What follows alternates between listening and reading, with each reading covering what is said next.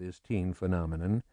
They perpetrated those nice teenage boys and foisted them on an audience that had lost Elvis to the Army, Jerry Lee Lewis and Chuck Berry to sex scandals, and Little Richard to the ministry. But in the West, they weren't buying this. For one thing, starting in Seattle in the mid-50s, combos that were all electric guitars and drums, like the Ventures, the Wailers, and Paul Revere and the Raiders, were the rage, albeit for the most part locally.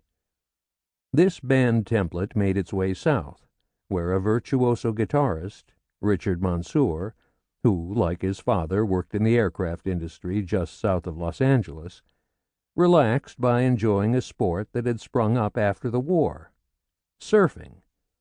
He also had the itch to perform professionally, and with his father's help he formed a band, cut some records, and instituted weekly dances in Balboa Beach. Rechristened Dick Dale, Mansour and his band, the Deltones, referenced surfing in the title of their first hit, Let's Go Trippin'. Tripping being simply a slang term the kids he knew used for surfing, and wound up with a hit. Soon, surfing instrumentals were being recorded in L.A. and selling well even in places with no surf, and no ocean, come to that. In nearby Hawthorne, California, a bunch of kids, 3 brothers and a couple of others, had been rehearsing vocal group music, and, of course, hanging out at the beach, although only one of them, Dennis Wilson, actually surfed. He snapped to an intriguing fact. None of these records had words. Nobody was actually singing about surfing. Soon his brother Brian was writing lyrics, and through their father's connections, the group signed with Capitol Records, which, having lost its big stars, Frank Sinatra and Dean Martin, to Warner Brothers, was desperate for hits. With the Wilsons group, the Beach Boys, it got them. This wasn't the only I Can Do That movement going, though. Starting in the mid-50s, New York, Boston, Chicago, Philadelphia, and Denver, and college campuses all over the country, started seeing a new wave of folk revivalism. There had been one in the 1930s, fueled largely by left-wing politics and the labor movement, that had led to the ascendance of the Weavers, who had heavily orchestrated hits in the early 50s and were brought down by the Red Scare.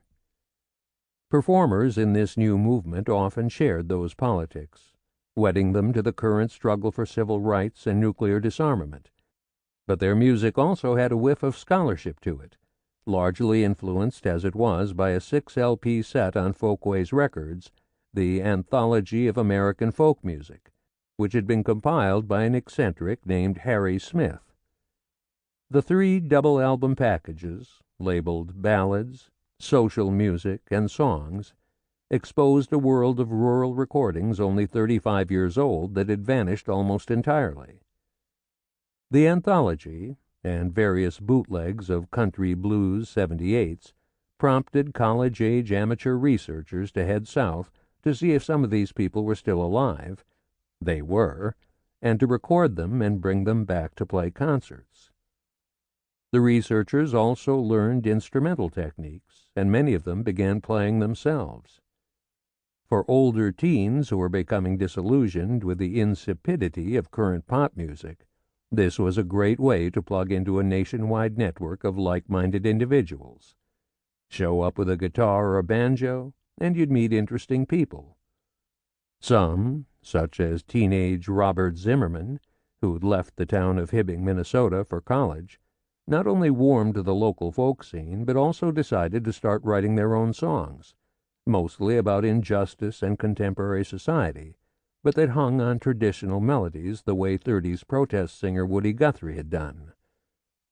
Soon enough, Zimmerman, who'd rechristened himself Bob Dylan, was off to New York City to try to make it in the folk clubs there.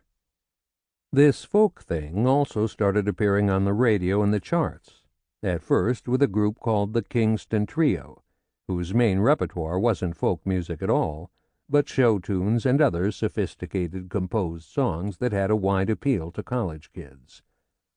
The trio's freak hit, however, was their arrangement of a genuine folk song. To keep listening to this audiobook for free, click the link in the description. It will take you to a free Audible trial where you can listen to this and many other books for free for 30 days.